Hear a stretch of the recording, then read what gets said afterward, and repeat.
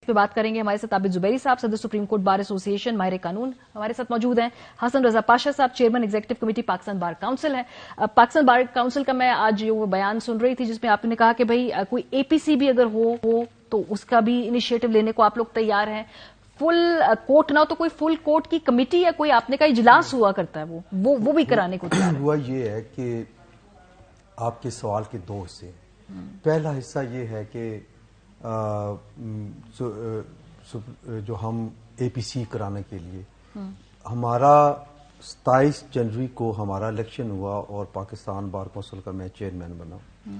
उस वक्त जो पहली प्रेस ब्रीफिंग की उसमें हमने ये कहा कि हम एक ग्रैंड डायलॉग का एहतमाम करते हैं और तमाम पॉलिटिकल पार्टीज को अपना प्लेटफॉर्म मुहैया करते हैं। हमारा गैर जानबदार प्लेटफॉर्म है, we are non political identity, और हम ये कहते हैं कि हमारे पास आए, आप बात करें, 2 पॉइंट एजेंडा हो। नंबर 1 कि इलेक्शन कैसे और कब हो। नंबर 2 इस मुल्क की मईशत को कैसे संभाला दिया जा सकता है और कौन कौन इसमें मदद कर सकता है। तो कुछ रिस्पांस हमें पॉजिटिव मिले, उस वक्त हुकूमत की तरफ से पॉजिटिव रिस्पांस मिले, पीटीआई की तरफ से कोई इतने पॉजिटिव नहीं मिले। सही। अब जब दोबारा हमने आदा किया, पीटीआई की तरफ से पॉजिटिव मिले और हुकूमत की तरफ से कोई, कमाल है, खुदा की शान देखें। अभी भी हम ये कहते हैं कि हम जहां जिस जगह पे सिक्योरिटी का कोई मामला है वो भी हम करते हैं। जहां बैठते हैं, किसी 5 स्टार होटल में जाना है, हम उनको बिठाते हैं। तमाम पॉलिटिकल पार्टीज, तमाम स्टेक होल्डर्स, पार्लिमानी पार्टीज जो हैं जिनके पार्लिमान में नुमाइंदगी है, वो बैठे और सर जोड़े फैसला करें कि क्या है। अब देखें, ये जो अभी बार बार गवर्नमेंट के हवाले से बात की जा रही है कि इन्होंने टाइमिंग ये है, इन्होंने ये बिल पास कर दिया, वो बिल पास कर दिया, ये आईनी अमेंडमेंट होनी थी, कानून नहीं बनना था, ये सारी बातें अपनी जगह पे हैं।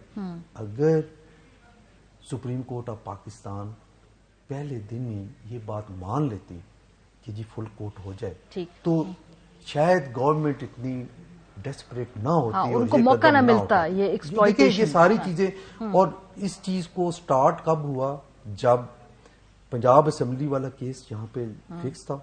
उस वक्त भी हमने बार एसोसिएशन और बार काउंसिल ने रिक्वेस्ट की थी कि फुल बेंच बनाए, नहीं बनाया गया।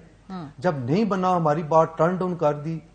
तो फिर आज मेरा ख्याल है कासिम सूरी साहब वाली रूलिंग पे पीटीआई ने भी रिक्वेस्ट की थी कि फुल बेंच बना दिया जाए। वही कह रहा हूं ना कि क्यों नहीं बनाया जा रहा। ये मैं सवाल पूछना, ये इंपॉर्टेंट सवाल है क्योंकि मेरी भी प्रिंसिपल पोजीशन है कि बड़े आईनी मामलात के ऊपर फुल बेंच की तश्कील कर दी जाए तो ज्यादा ट्रांसपेरेंसी होती है। लेकिन इसमें जो दूसरा सवाल है वो ये है कि फिर बेंच की जो अगर आपने सिलेक्शन करनी है, या जिसे कहते हैं कि आपने क्यूरेट करना है अपने मर्जी के जो भी बेंच है, तो फिर तो एक नया रास्ता खुल जाएगा ना सर। कल को कोई केस में एक फरीक के हमें एतबार नहीं है इन 3 जजेस पे, हमें फुल, फिर तो ये एक रिवायत होगी कि आप अपनी मर्जी का बेंच, अपनी नंबर ऑफ जजेस भी खुद तय करें और ये भी तय करें कि वो फिर किस तरह से उसकी हियरिंग होगी, फिर कैसे संभाल करेंगे। आप मुझे बताएं कितने जजेस हैं इस वक्त? 16 जजेस हैं। ऑब्जेक्शन आइदर वे कितने जजेस पे होता है? सब पे नहीं होता।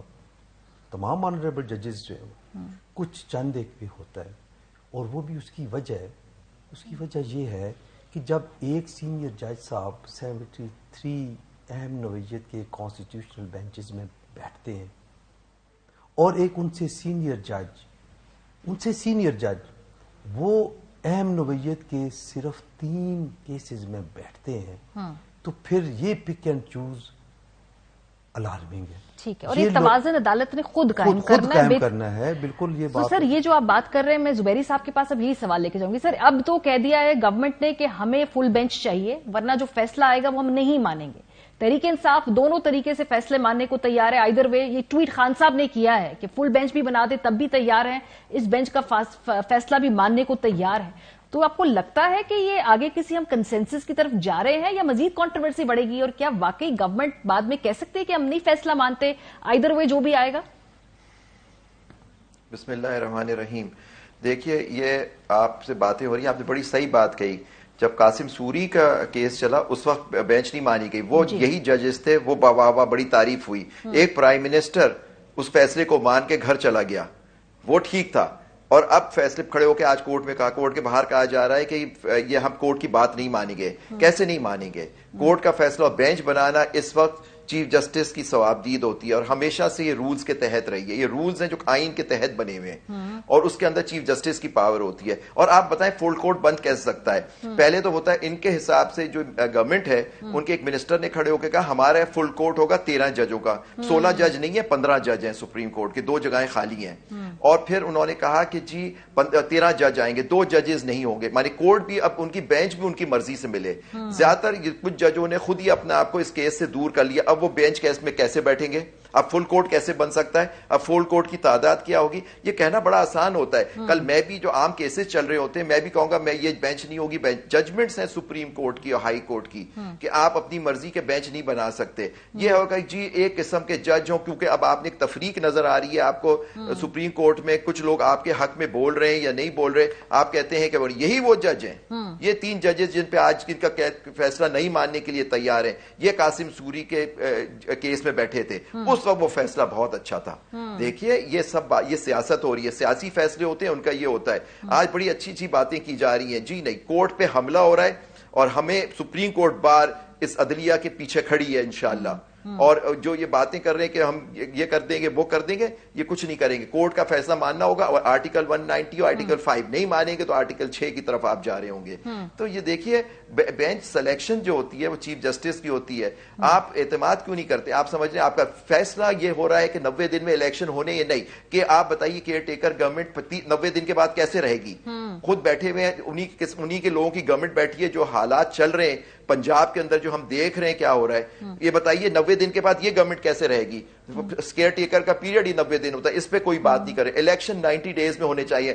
اٹھا کے الیکشن کمیشن نے آپ پہلے ایگری کی ایک تاریخ اور دے دیا کہ جی حکومت نے فیل کرا رہی ہے. اب دیکھیں حکومت کا کام ہے سیکورٹی دینا، حکومت کا کام ہے. لیکن زبیری صاحب آپ ہی کی بات سے ضمنی سوال، کیونکہ اب آپ نے خود ہی بتا دیا کہ پہلے سپریم کورٹ کا ایک فیصلہ آیا، اس کو امپلیمنٹ نہیں کرا سکے، معاملہ دوبارہ سپریم کورٹ میں گیا.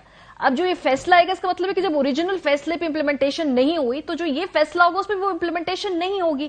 اور اس کے بعد جب چونکہ بینچ کے اندر سے سوری نہیں ماریا، آپ کی بات سے اختلاف ہے مجھے. امپلیمنٹ کیوں نہیں ہوا؟ انہوں نے کہا کہ صدر کے ساتھ بیٹھ کے صدر کے ساتھ الیکشن کمیشن نے مشاورت کی اور تاریخ دے دی. امپلیمنٹ ہو گیا وہ فیصلہ. اچھا. اور اب اس میں ڈیبیٹ ہو رہی ہے وہ 4 کا تھا یا 3 کا تھا یا 5 کا تھا یا کتنے کا تھا. ایک میں بتاؤں چلیں وہ فیصلہ 4-3 کا تھا، 4-3 سے وہ پٹیشن رد ہو گئی.